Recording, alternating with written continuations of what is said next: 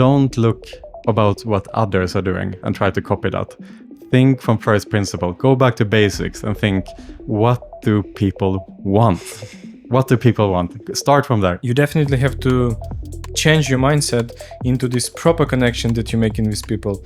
I think consolidation is the big trend.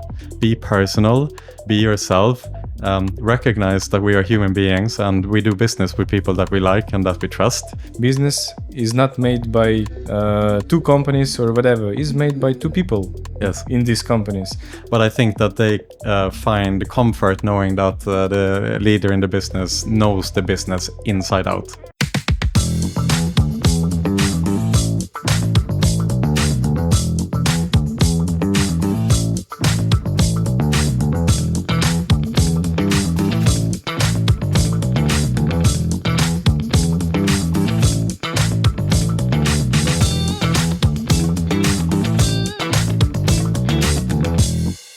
So Pierre, thanks for joining me. Happy to have you here today. And as I said before, we really, me and the audience, want to know about you more as about people, and what do you have behind you?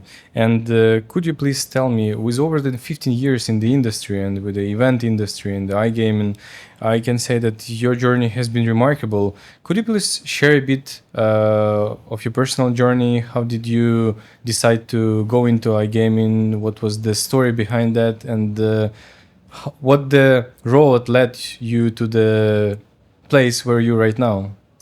So thank you for the introduction. And let me start that founding story from the police headquarters in Alingsås, Awesome. 26th of October 2006, where the police was getting ready to visit a underground poker club that had popped up in the village of Alingsås in Sweden a couple of months earlier.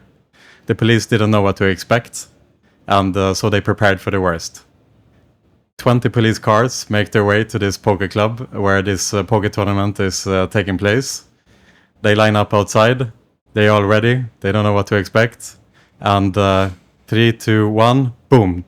They open the door, run up the stairs, and scream, "Put down the cards! Release the chips! Who is the organizer here?" Me, 17 years old, 17. puts up my hand. That's how I started my career in gambling. So I had founded then what would become one of the biggest underground poker clubs in Scandinavia in the 2000s when the poker boom became a really big thing. The thing was, as I mentioned earlier, the police didn't know what to expect. They thought that this was some criminal ring with really shady people, but it turns out it was just a bunch of kids playing poker for fun.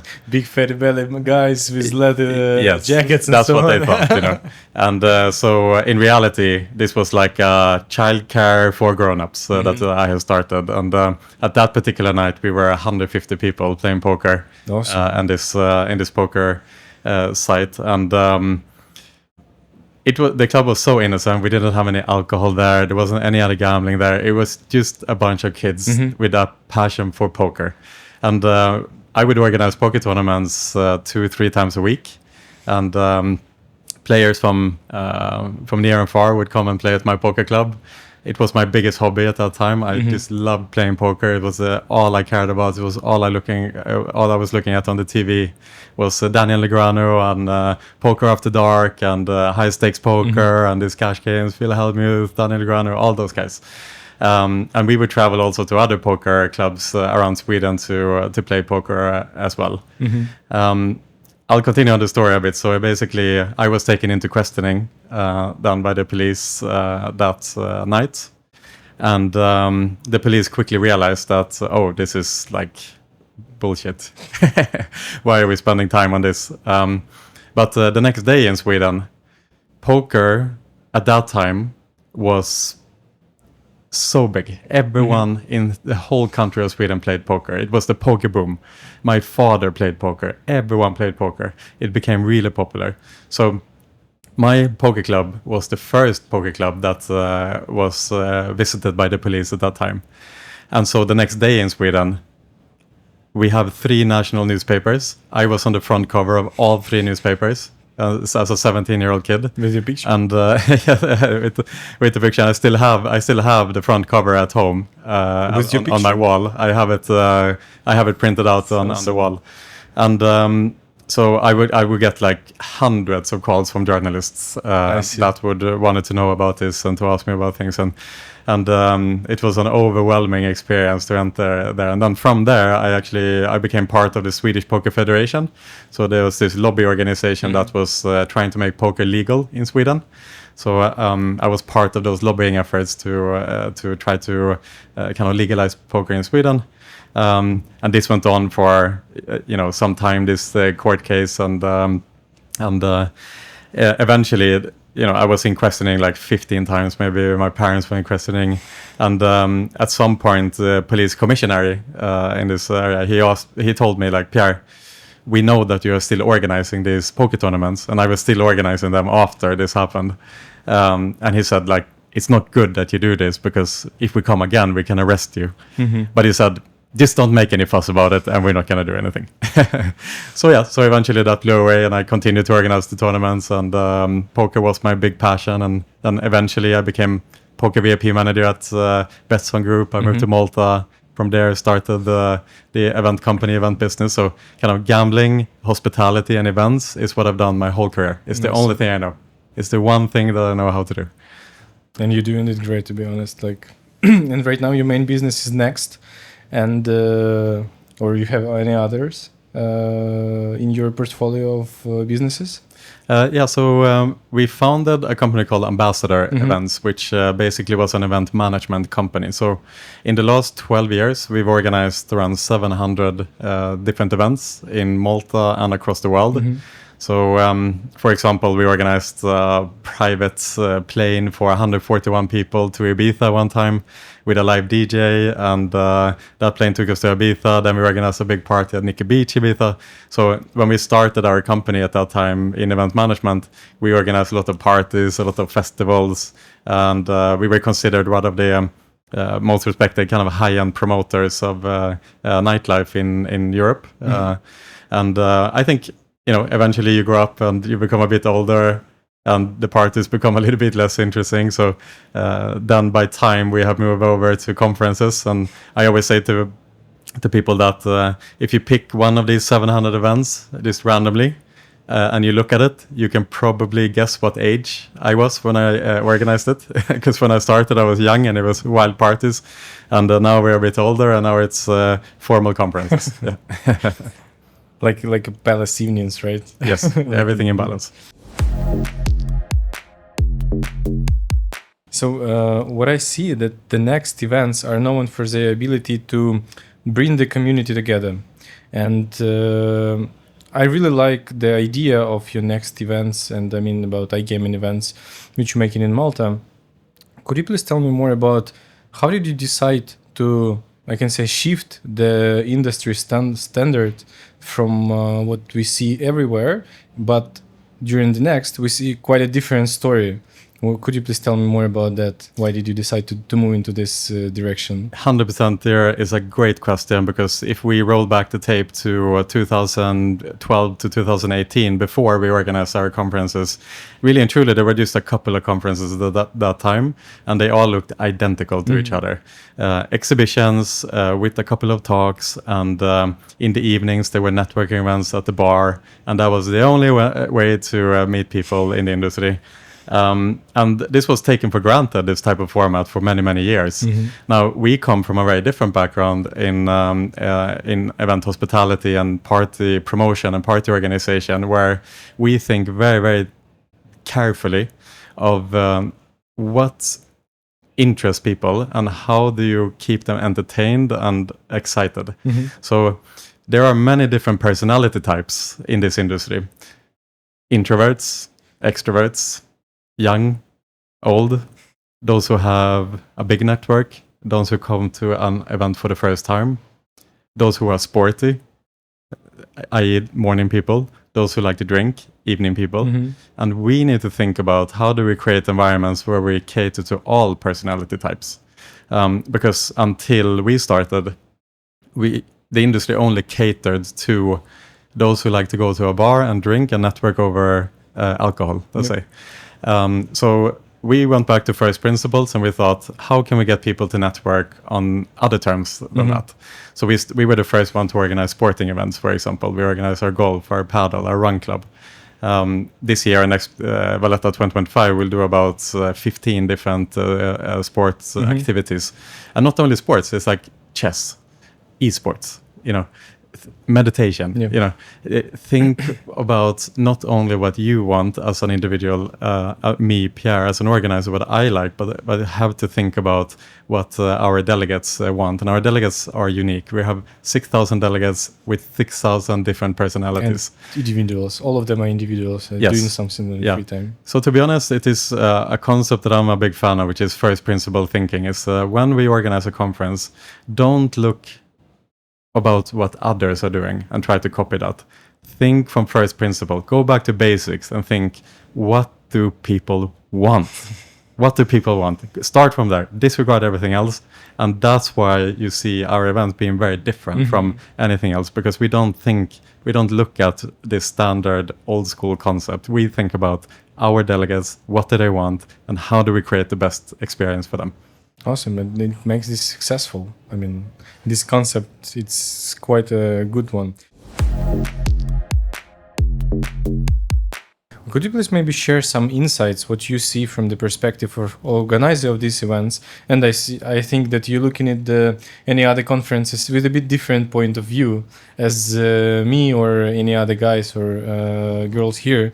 Do you see any changes that will be in the industry, and I mean right now event industry around the iGaming during the 5 years ahead or something like that? Yeah, super interesting, because I think a trend that started after COVID is that all of a sudden everyone wanted to go to all events. Events exploded after COVID because people had been inside for so long and they were just urging to be out everywhere. And so as a consequence of that, we went from having just a couple of events in the event calendar during the year to hundreds of events, and all the events are being popular, right? The industry have grown, the event ecosystem have grown, but I think we can't take that growth for granted. And I think there's a feeling as an organizer that whatever we do turns into gold. So do more, and we think a lot about, well, what if we're going to come to a point where the industry slows down a bit and the industry might not feel that they need to go to all events at the same time? What position do we want to be in when companies become more selective? And we have chosen a strategy where we don't overcommit ourselves to our events. So we have our 2 major shows in Valletta and New York. They have 2 very specific purposes. We put an enormous amount of energy into them to make sure that they are perfect, and that whatever happens to the industry, people will still want to attend those 2 shows. Because I think moving forward into the future, I get a feeling, I don't know if it's just me being a bit paranoid, to be honest, but I get a little bit of a feeling that people are a little bit tired now coming out of 2024. I don't know if that's something you can relate to or listeners can relate to, but people are a little bit out-traveled right now. And the comments that I hear a lot is that we're going to choose a bit more carefully where we put our budgets, where we send our people moving on to 2025 and later. So to your question, what is the trend that's going to be in the next 5 years? I think consolidation is the big trend, where some shows are probably not going to survive. That lacks a purpose, that doesn't have a crystal clear reason for why you should be there. And other shows will merge to kind of create a bigger purpose. For example, SBC did this with their New York and Miami show that merged into one show that gave it a little bit more purpose, let's say. So I think we're gonna see that now. I think it's gonna come back to earth a little bit now going forward. Yeah. That's also like an added value for next events with the this small event that you're making right now, which is how can I call it? Daily retreats. Yeah. Yes. With this treats to Cancun and in Cyprus that you're making right now. So you're just making a small group of people, just put them into the hotel for a few days and make the proper connection with them. Yeah. So that's also a trend, because at the end of the day, I think a lot about this. we've been to, or you've been to ICE many times as well. I've been to ICE many times, and I think when you start going to a big conference like ICE, the inclination is that you want to have as many meetings as possible. I hear this a lot, that, I have 48 meetings. Okay, it doesn't sound like you're going to get like that much value out of that, because what ends up happening is if you're in a meeting and then you have a meeting 20 minutes later, it becomes really stressed. And on your mind, you're already thinking in that meeting, how do I get to the next meeting? You're in a hurry, always. And then it becomes stressed and it becomes impersonal. Yeah. Really and truly, how to make the best value from a conference is to be personal, be yourself, recognize that we are human beings and we do business with people that we like and that we trust. So therefore, maybe it's not all about just pitch. Maybe it's more about presenting yourself as a trustable business person. Yeah. And in order to do that, you need to be relaxed. And so the idea with the Elite Retreats, or we are rebranding them now to the Next Retreats, because we feel like Next already has the Elite kind of brand value to it, is that instead of going to these really stressed conferences, we can spend 2 or 3 days with prospective clients and really go deep with them to understand them, their businesses, for them to get to know you and your business, exchange ideas, and then by extension, maybe not at the conference, but maybe later, you'll eventually form business relationship from those really strong connections that you form. And that's worked really well for us also so far. And I think it's successful. It's done really successful. Shift the mindset of my managers and shift the mindset of myself as well, because at the beginning I was a bit different. Yeah. And I was, like you said, as many meetings as you can make during the 2-3 days and go home, and after that follow up. At this, I can say that at this some stage of the business and some stage of development, it's okay, because you just have to make a basis of the like potential partners and so on. Yeah, for sure. But right now, what I see that you definitely have to change your mindset into this proper connection that you're making with people, with this friendship that you're making with people and partnership that you're making with people, because like you said, business is not made by 2 companies or whatever, it's made by 2 people. In these companies, and if these 2 people are not okay with each other, how they can make a group business? It's not possible. No, exactly. And conference is not about giving and taking business cards. No, exactly. It's not about that. No. I mean, we spend so much goddamn time of our lives at work. We dedicate so much of our time to our professional lives, so we might as well enjoy it. We might as well be with people that we like. That's right. You know what I mean? We have to enjoy it. That's right. 100%. That's really good one. The next question from my side is going to be about your persona as the businessman and about as the leader in the company. I would like to ask you, how many people you have in your organization right now? We are like 40 people now. 40 people. It's quite a lot for 2 guys to manage them. And could you please tell me, how do you motivate them, and what is your like daily routine as a leader to moving this machine forward? I mean, it's quite a good product, and you have quite a lot of people. How you operate with them? Yeah, it's a great question also here. And I think for me, no one ever taught me how to be a leader. You know, you kind of, and I think that happens often, like most leaders, they kind of like build themselves, and then all of a sudden they find themselves managing people. Yeah. And in my case, you know, when I started to manage people, my reaction is like, I need to learn how to be a leader now. So I'm going to read a lot of books and try to understand, you know, how to be a good leader. But I think I quickly realized that everyone is unique, and there isn't like a Bible to read yourself into how to become a good manager. And otherwise it would be easy, you know, otherwise everyone would be the best manager ever. But different companies are in different stages, and they need different leadership, and they have different people, different cultures. And there isn't any one size fit all. So if you read any leadership book and then you look at someone like Elon Musk, it will be the polar opposite of what is written in that leadership book, where like lead from the front, you know, be empathetic and bring your employees on a journey, make them feel good. No, Elon Musk is the opposite. He's ruthless, right? And everyone knows he's ruthless. But, you know, and say what you want about Elon, it's obviously controversial figure, but he's created some insane businesses, and he's replicated that success in many businesses. So clearly, for him, that style works, and for the type of people. And I don't think anyone would thrive under his leadership. It's probably a very niche type of personality who would excel under that leadership. So the way I think about leadership for myself also is that, well, in my case, I have two different roles in my company. I have the internal role of being the leader of the staff, but I also have an external role in the company, which is to be the face of the company to the industry and to form partnerships and so on. So those two roles are a little bit conflicting to each other.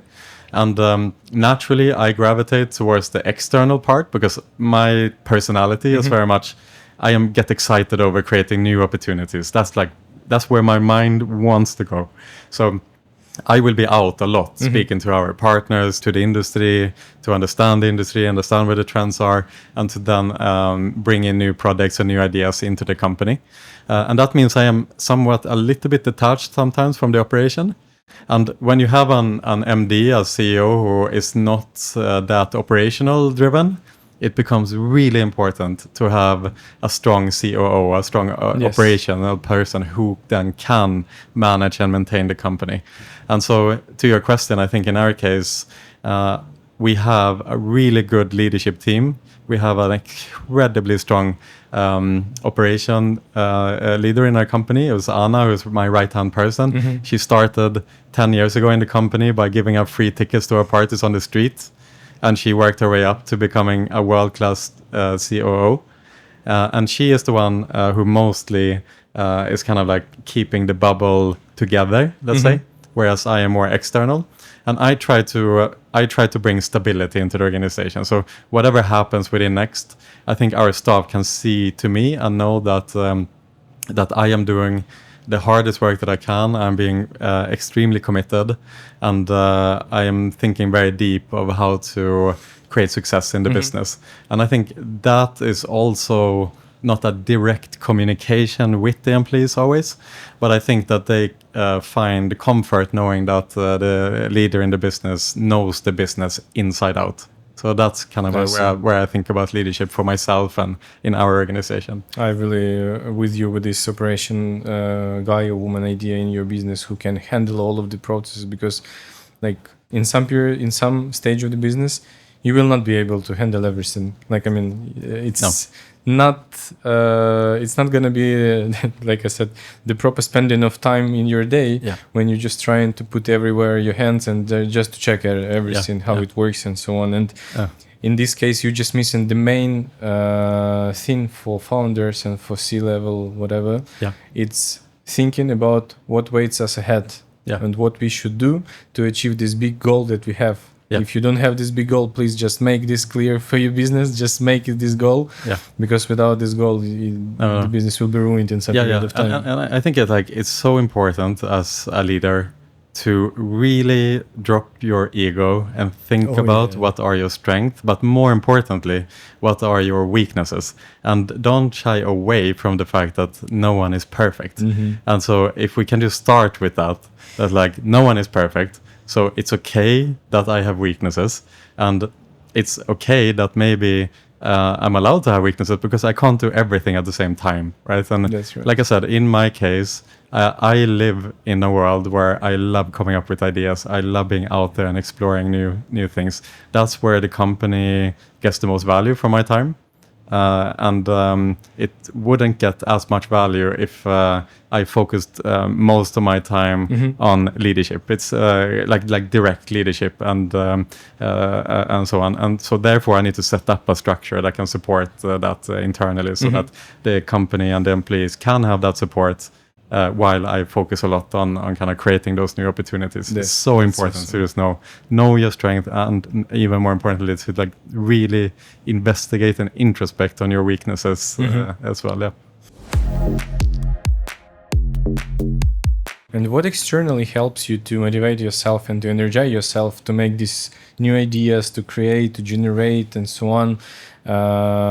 I know about a few of your hobbies, but maybe you can share with audience what you're doing in your free time just to fill yourself up. So in my case, I'm a pretty intense person, and I have a very hard time to lay on the beach and look at the sky. if like sometimes I'm a runner, right? So sometimes I would run past beaches and whatnot, and I will see people who are able to like just relax and lay on the beach and have a nice day, and I'm like, oh, I wish I could do that too sometimes. But that's just how I'm built. I think that I need stimulation like at all time, basically.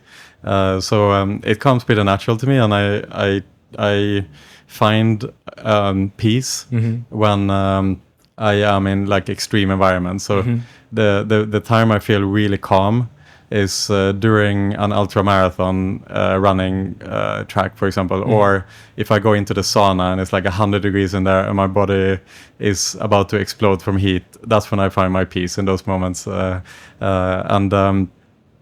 don't know if it's a good thing or a bad thing. That is kind of best thing, no? That is kind of who I am. You know, I did semi-professional K1 fighting. Same thing there. You go into training, and in a really testosterone-filled environment, I don't think about anything else. Like I feel really calm and present in those type of environments. But that also means that if our company would ever settle and be a company that just iterates from year to year, then I am not the right leader, because I like when things are changing all the time. Like I like when things are really unpredictable and there isn't like a manual to read your way into a solution. I like when it's a bit chaotic. Is it your internal thing, this the high volume, energetic impact the business, right? Yeah. Really? I mean, you can see the my personality is a manifestation of my business. I see. So, or rather, the business is a manifestation of me. So, the high pace, the kind of like changes year on year, the high pace growth, all of that is very much part of the personality. Not only with me, to be fair, it's also the part of our employees. We have built an organization that have a similar type of culture that I come from, that kind of absorbs that really high pace environment. So again, I think again it's important to build that culture that kind of matches with who you are also as an individual. I see. Awesome. The tradition of our podcast, to be honest, is the last question that I have for you, is to ask about quote or any like sentence or words that you have in your head that changed yourself in some way, changed your persona in some way, or your business leader, doesn't matter. And if you can give us this quote, we'll really appreciate it. And also, if you can describe, which is more interesting, how it was impacted you, and in some way, how it changed you. Yeah, so my quote of choice would be that it's the journey that is the reward. And it was Steve Jobs who said that at Apple. And the meaning of that quote is, when we are in this really hectic and often painful environment of building a company, oftentimes your mind will go like, oh, one day I'm going to sell the company and we're going to sail into the sunset and life will be beautiful. But actually, even if that would happen at some point, you'll look back on the time that was painful and difficult, and you'll find a lot of value in that time. So even in difficult moments, even in this high-pace journey, it is still the journey that is the reward. And you should not lose track or get ahead of yourself too much. You just enjoy the ride that you're on, because you will appreciate it in the future, even if things are really, really difficult. And I say that for me, when I came to that realization was during COVID. In 2020, we were an event company. And 10th of March, when COVID restrictions came into play, we lost 100% of our revenues for the whole year. And it was an incredibly difficult time for us as individuals and the company itself, because we weren't sure if the company was going to go under. And if that were to happen, we would be in a lot of personal debt that would take years and years to pay back. Or we had this opportunity to like revamp our company and to create something new and to create something magical. And there were like two very clear road choices. Like this is gonna go either of these two directions. Either we're gonna be in this complete like really bad situation, or in the best position ever. So the mind went a lot to like what's gonna happen in the future and whatnot. And every day was really, really, really hard, really tough mentally. But now looking back at that time, I'm like, God damn! Like we got so much value from that. I was so close to. Our staff really came together and really came together as a group, and we really fought for each other. And that was something really beautiful that I didn't think about at the time, for example. And we did so much incredible work during that time that I'm really inspired by if I think back today.